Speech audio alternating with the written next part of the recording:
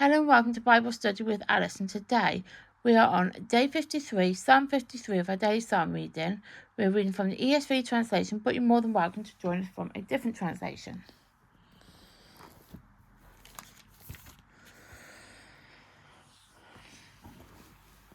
As you can see, we are on Psalm 53. I would normally say these videos are recorded in real time, but today it isn't. If we're going by real time's date, it's the 24th of December, which is a Tuesday. But when this video gets uploaded to YouTube, it'll be Thursday the 26th of December 24, and it'll be Boxing Day. And just to make you aware, when I do Psalm 54, which is for Friday the 27th of December 24, it'll be back to usual, where I film it on the day, and it'll be done all in real time as usual. There is a disclaimer as usual, and that is one, these videos are unedited and also probably stump on my wording. Just to make you aware, I have my mum's dog sat next to me, and he is whinging. I don't know what's wrong with him. I think it's because my mum's popped out to do some jobs before Christmas. So I don't know if that's the reason why he's crying, but if you hear a whinging sound, that is my mum's dog. My dog normally just lies quietly, waiting patiently for me, but for some reason today my mum's dog doesn't quite get it, but it's fine. So I will get started with Psalm 53.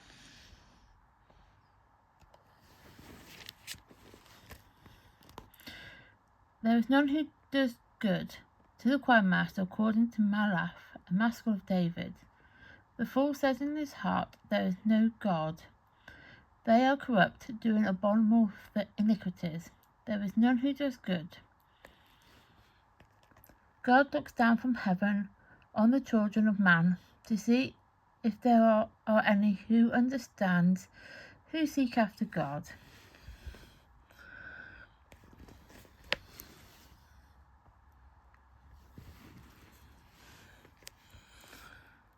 They have all fallen away together, they have become corrupt.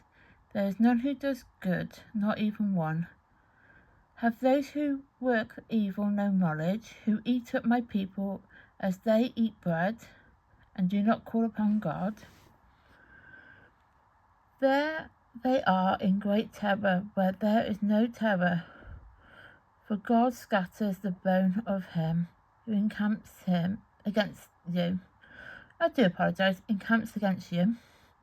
You put them to shame, for God has rejected them. Oh, that salvation for Israel will come out of Zion, when God restores the fortune of his people. Let Jacob rejoice, let Israel be glad. So that is Psalm 53 complete, and tomorrow, technically be Friday, we will do Psalm 54. For those who are new, I will now put on the screen a post-it note, and it will talk briefly about the psalm and about the time period that the psalm was written in.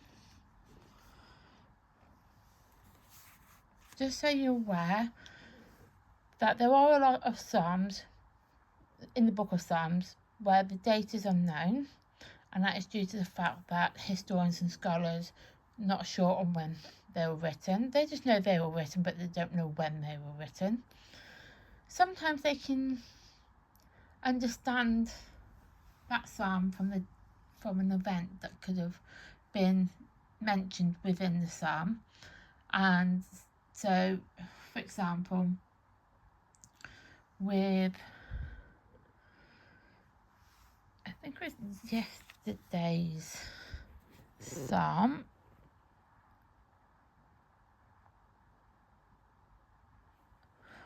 or is it the psalm before? Psalm before, 51. For example, in Psalm 51, the event on that one was when King David had an affair with Bathsheba, and then King David had Bathsheba's husband killed. so that they can kind of understand that psalm from that event. So that's kind of like, you know, they kind of know from Psalms events that's been disclosed. So that's kind of what I mean with so with Psalm, a lot of Psalms, there are a lot of Psalms where they do know when they were written, and even if, like, say, with the event, they will know that, yeah, that was written in this time period.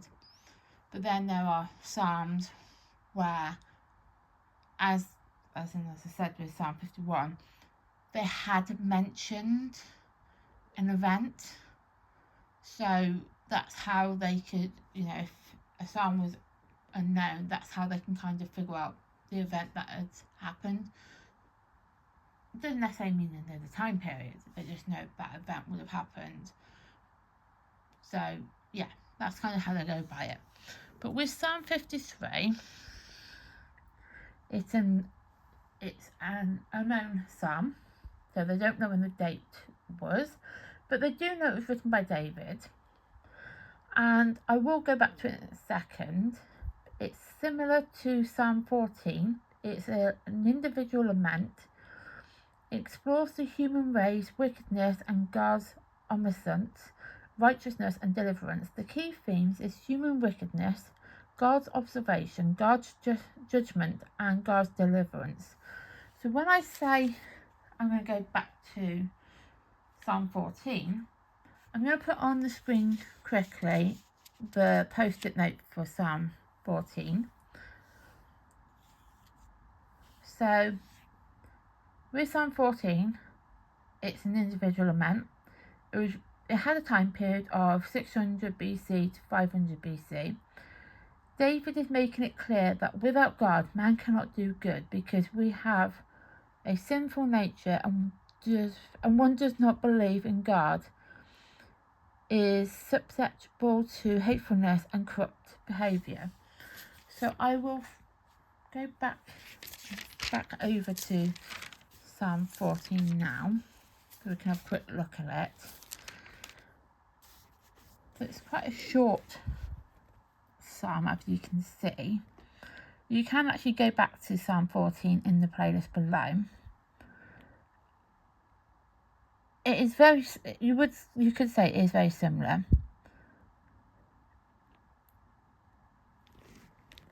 I'm not very good at any type of editing, but so I couldn't kind of put this on the screen and then the other one on the screen. I'm not that technical, but you can say it is very similar, because I don't know how I can do it, but I can kind of flip between the two.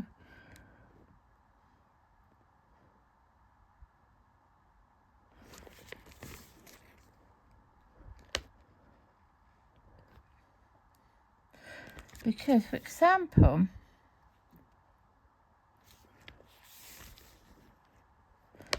they are corrupt, they do abominable deeds, and then obviously in verse 1,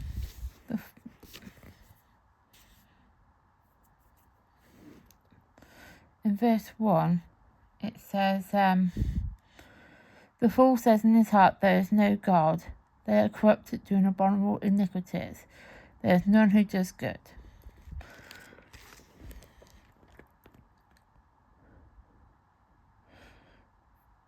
It's definitely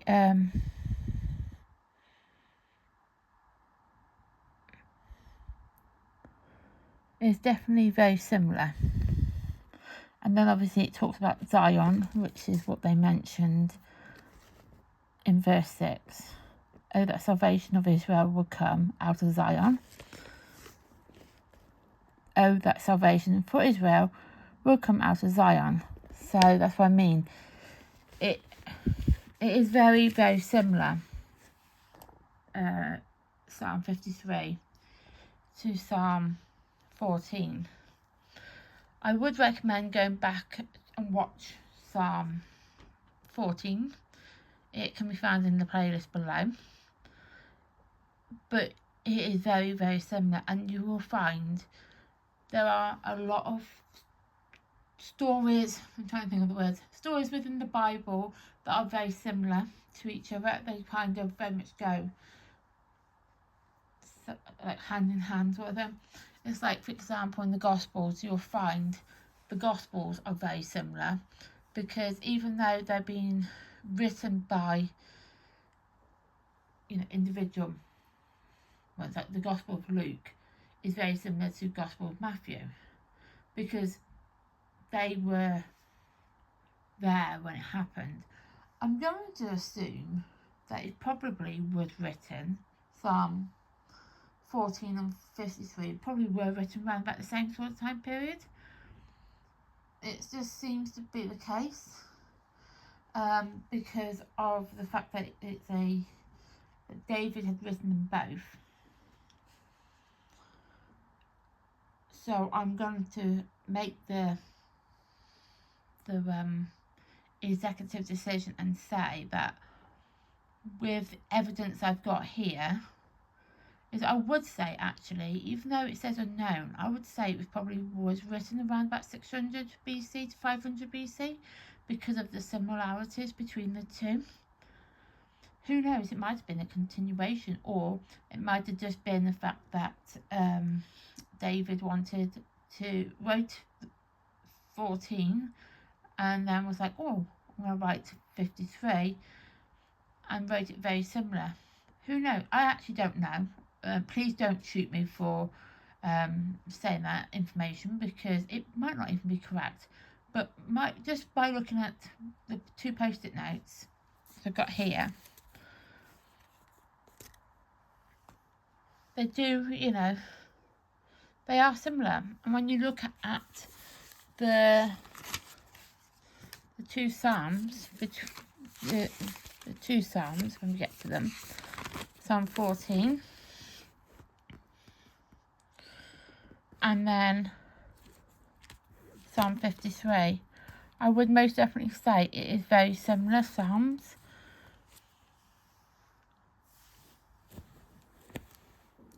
It just seems plausible to say that it would have been written in the same time period.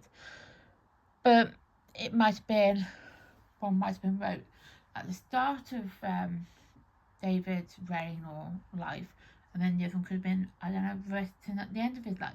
I don't actually know, but they are very much the same, very much mirrored in essence. The background of it, you know, how it's been written, is very much the same. So I wanted to mention that. So yeah, you can go back and find Psalm 14 in the playlist below and give that a watch.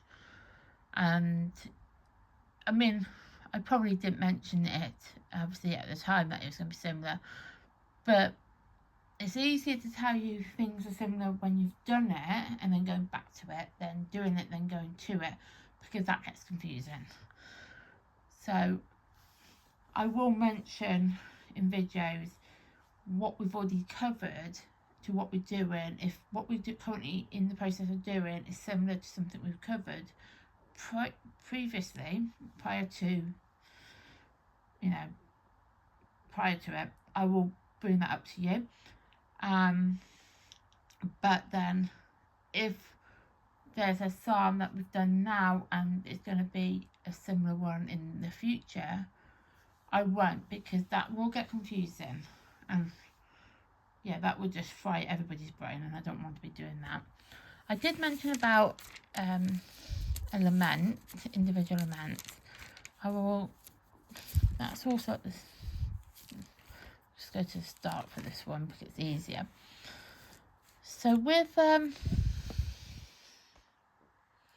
individual lament, so it's a type of prayer, song, that is a cry for God to act in the midst of pain and grief. So these are obviously the psalms that are individual laments, and as you can see with there, Psalm 53.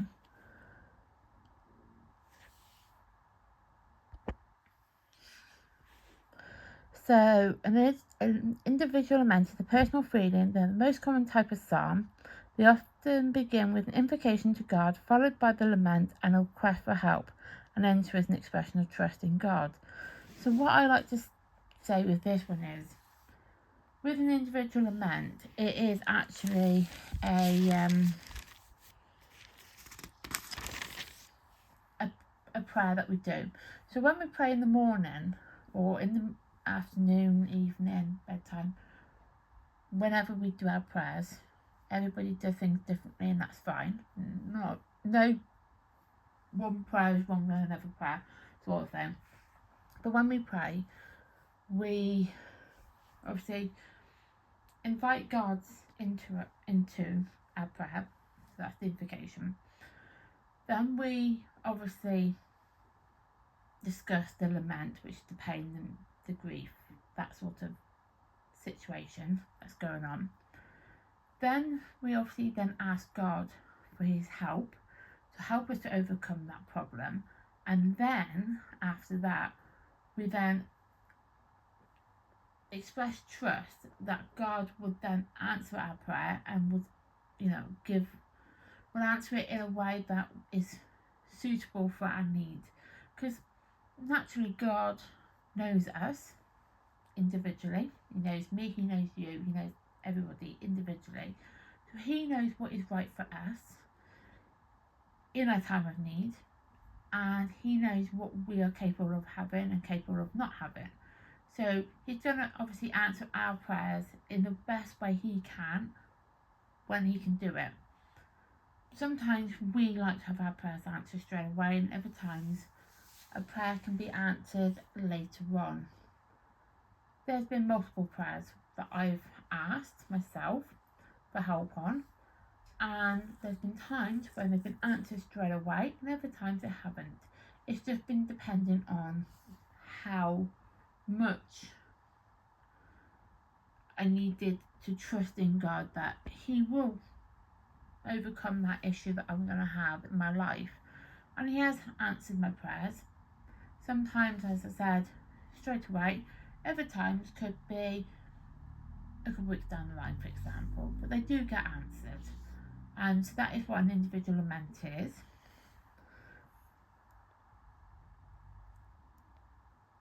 Yep, so that is Psalm 53 complete. Tomorrow video, which is technically going to be Friday, we will be doing Psalm 54. And before I go, I always do this, and I write in the day and the date. Now, I know this has been filmed on the 24th, but I'm going to put it in the date that it's meant to be, which is the 26th, because for continuity reasons, it will just get so confusing if I don't. And I don't want, my brain gets too confused too easily. So we best not do that.